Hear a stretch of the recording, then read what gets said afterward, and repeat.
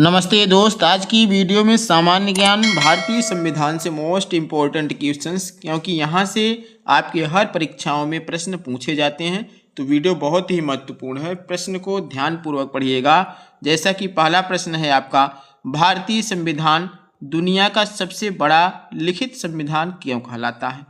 देखिए दोस्तों, भारतीय संविधान दुनिया का सबसे बड़ा लिखित संविधान तो है ही, और क्योंकि यह सबसे लचीला संविधान है और सबसे अधिक संशोधन के कारण इसमें संशोधन भी होते हैं, और सबसे अधिक अनुच्छेद और सबसे अधिक अनुसूचियां होने के कारण यह दुनिया का सबसे बड़ा संविधान है। यानी डी ऑप्शन आपका राइट हो जाएगा।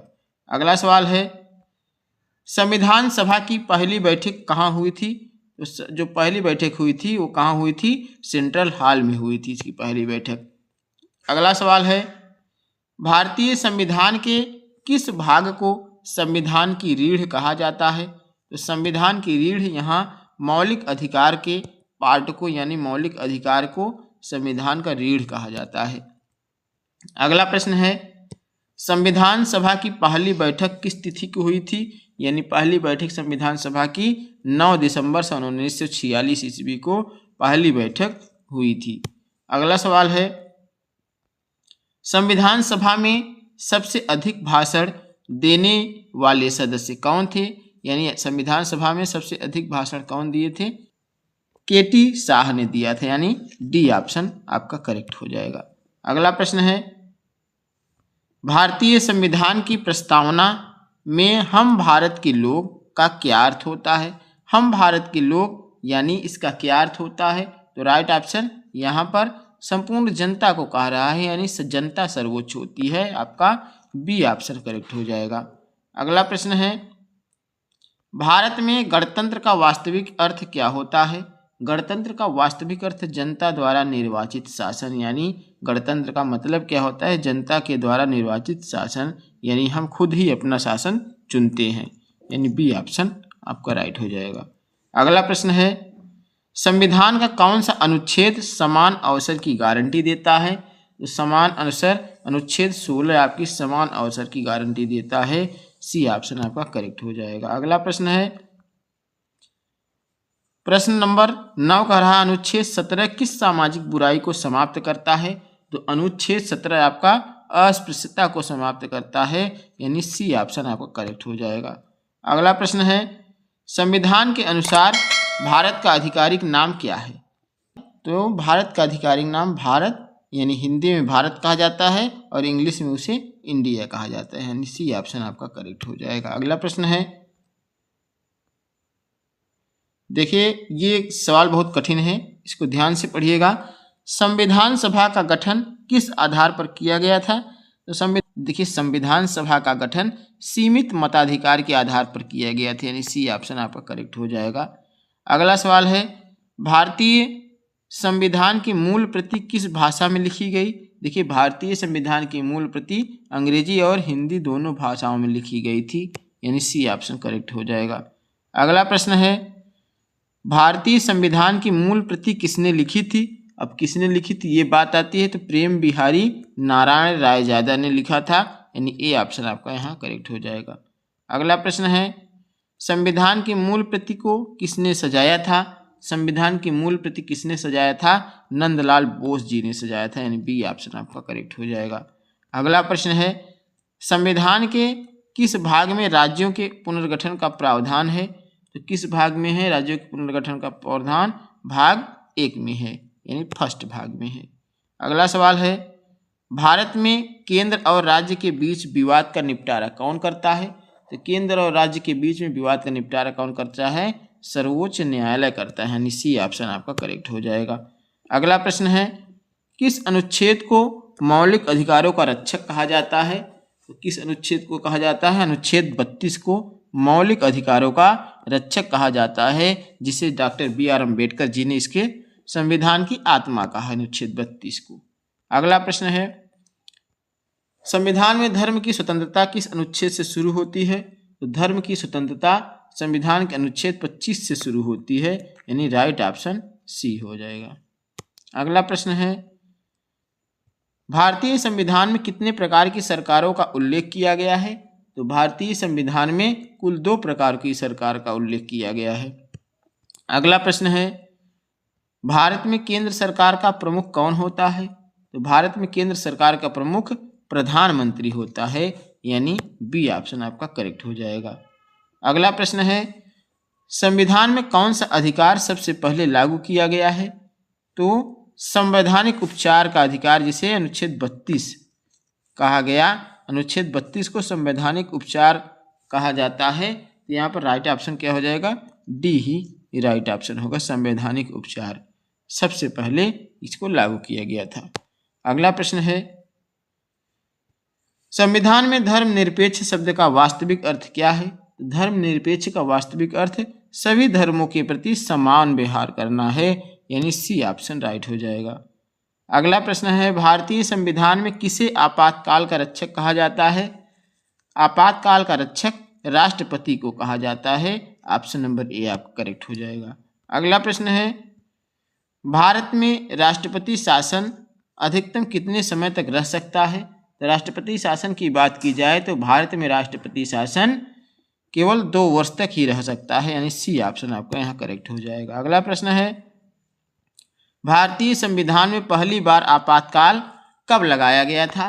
तो पहली बार आपातकाल सन 1962 ईस्वी में लगाया गया था, यानी ए ऑप्शन यहाँ करेक्ट हो जाएगा। अगला प्रश्न है, संविधान में कौन सा संशोधन मिनी संविधान कहलाता है?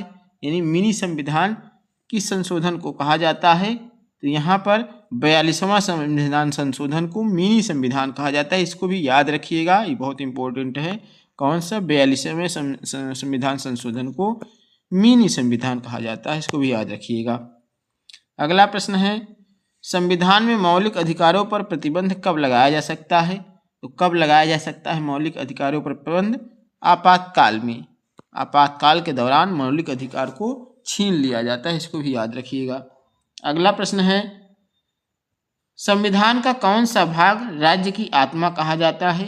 राज्य की आत्मा, आपका संविधान का नीति निर्देशक तत्व को राज्य की आत्मा कहा जाता है, याद रखिएगा इसको। ऑप्शन नंबर सी यहाँ राइट हो जाएगा। अगला प्रश्न है, भारतीय संविधान की लचीलापन किस देश से लिया गया है? यानी लचीलापन जो आपका भारतीय संविधान में है कहाँ से लिया गया है? वह ब्रिटेन के संविधान के से लिया गया है, यानी बी ऑप्शन आपका राइट हो जाएगा। अगला प्रश्न है, भारत का संविधान लिखित प्लस अलिखित क्यों कहलाता है? क्यों कहलाता है? क्योंकि कानूनों के कारण, परंपराओं के कारण, न्यायिक निर्णयों के कारण। यहाँ पर देखिए, कानून के कारण और परंपराओं के, भारतीय परंपराओं को भी संविधान में स्थान दिया गया है। न्यायिक निर्णय के कारण, यानी उपरोक्त सभी यहाँ पर राइट ऑप्शन है, क्या हो जाएगा? डी आपका राइट ऑप्शन होगा। अगला प्रश्न है, संविधान में सबसे अधिक अनुच्छेद किस भाग में है? सबसे अधिक अनुच्छेद भाग 5 में है। अगला प्रश्न है, भारतीय संविधान के अनुसार भारत का सर्वोच्च पद कौन सा है? तो भारत का सर्वोच्च पद क्या होता है? संविधान होता है। सर्वोच्च पद कौन सा है? तो संविधान भारत का सबसे ऊपर होता है। तो यहाँ पर राइट ऑप्शन सी आपका राइट ऑप्शन होगा। अगला प्रश्न है, और संवैधानिक पद की बात की जाए तो संवैधानिक पद की बात की जाए तो राष्ट्रपति होता है, उसको भी बी नंबर याद रखिएगा। किस अनुच्छेद में राष्ट्रीय ध्वज, राष्ट्रगान और राष्ट्रीय प्रतीक का सम्मान निहित है? किस अनुच्छेद में निहित है? तो यहाँ पे राइट ऑप्शन कौन सा होगा? अनुच्छेद 51A में निहित है, यानी सी ऑप्शन आपका करेक्ट आंसर होगा। अगला प्रश्न है, भारतीय संविधान में समान नागरिक संहिता किस भाग में है? समान नागरिक संहिता ये आपका कहाँ पर है? तो नीति निर्देशक तत्व में है, यानी बी ऑप्शन आपका करेक्ट यहाँ पर हो जाएगा। अगला प्रश्न है, भारत में न्यायपालिका की अंतिम व्याख्याता कौन है? तो न्यायपालिका की अंतिम व्याख्याता कौन होता है? सर्वोच्च न्याय अदालत होती है, सर्वोच्च न्यायालय, यानी सुप्रीम कोर्ट होता है, यानी सी ऑप्शन आपका यहाँ करेक्ट हो जाएगा। अगला प्रश्न है, संविधान में कौन सा संशोधन सबसे अधिक विवादित रहा है? तो संविधान का संशोधन 42वां संशोधन जो आपका है वो सबसे अधिक विवादित रहा है। अगले सवाल की बात करते हैं, संविधान में मूल संरचना सिद्धांत किस केस से जुड़ा है? तो मूल संरचना सिद्धांत केशवानंद भारती केस से जुड़ा है, यानी बी ऑप्शन यहाँ पर करेक्ट हो जाएगा। अगला प्रश्न है, भारतीय संविधान का रक्षक किसे माना जाता है? तो भारतीय संविधान का रक्षक किसे माना जाता है? सर्वोच्च न्यायालय सुप्रीम कोर्ट को माना जाता है। सी ऑप्शन राइट हो जाएगा। अगला प्रश्न है, संविधान सभा में राष्ट्रीय ध्वज का प्रारूप किसने प्रस्तुत किया? तो राष्ट्रीय ध्वज का प्रारूप पिंगली वेंकैया ने प्रस्तुत किया, यानी डी ऑप्शन आपका करेक्ट हो जाएगा। अगला प्रश्न है, क्वेश्चंस बहुत ही इंपॉर्टेंट है, इसको ध्यान से पढ़िएगा। संविधान में कौन सा अधिकार प्राकृतिक अधिकार माना जाता है? तो प्राकृतिक अधिकार किसे माना जाता है? जीवन के अधिकार को माना जाता है, बी ऑप्शन राइट आंसर होगा। अगला प्रश्न है, संविधान में कौन सा अनुच्छेद बच्चों से संबंधित है? तो बच्चों से संबंधित कौन सा अनुच्छेद है? अनुच्छेद 24 आपका किससे संबंधित है? बच्चों से संबंधित है, सी ऑप्शन राइट आंसर होगा। अगला प्रश्न है, भारत में वयस्क मताधिकार की आयु क्या है? भारत में वयस्क मताधिकार की आयु कितनी है? यानी वयस्क मताधिकार की आयु कितनी है? कितने वर्ष हो जाने के बाद आपको वोट देने का अधिकार मिल जाता है? तो आपका कौन सा आंसर होगा? 18 वर्ष, यानी कौन सा? बी आपका करेक्ट उत्तर होगा। अगला प्रश्न है, संविधान में कौन सा भाग अल्पसंख्यकों से संबंधित है? अल्पसंख्यकों से भाग आपका कौन सा? 16 भाग 16 संबंधित है। ये किससे संबंधित है? अल्पसंख्यकों से संबंधित है। अगला प्रश्न है, संविधान के अनुसार भारत में कितने स्तर की सरकार है? तो भारत में 3 स्तर की सरकारें होती हैं संविधान के अनुसार, सी ऑप्शन राइट आंसर हो जाएगा। अगला प्रश्न है, संविधान में पंचायती राज किस संशोधन से आया है? तो पंचायती राज जो है 73वां संविधान संशोधन से आया, यानी सी आपका करेक्ट आंसर होगा। अगला प्रश्न है, नगर निकाय किस संशोधन से आए? तो नगर निकाय आपका 74वां संविधान संशोधन से आया, सी ऑप्शन राइट आंसर होगा।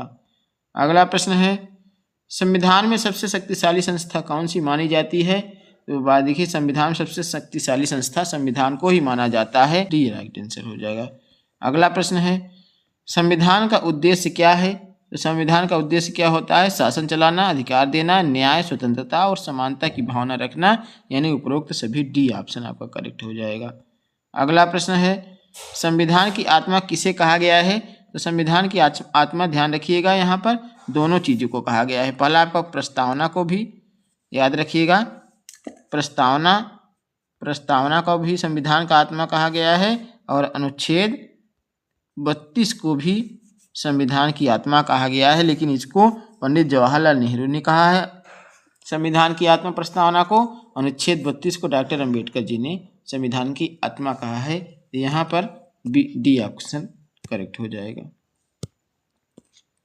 अगला प्रश्न है, भारतीय संविधान की सबसे बड़ी ताकत क्या है? तो भारतीय संविधान की सबसे बड़ी ताकत क्या है? लोकतांत्रिक भावना भारतीय संविधान में विराजमान है, परिलक्षित होती है, यह सबसे बड़ी ताकत है, यानी सी ऑप्शन राइट आंसर होगा।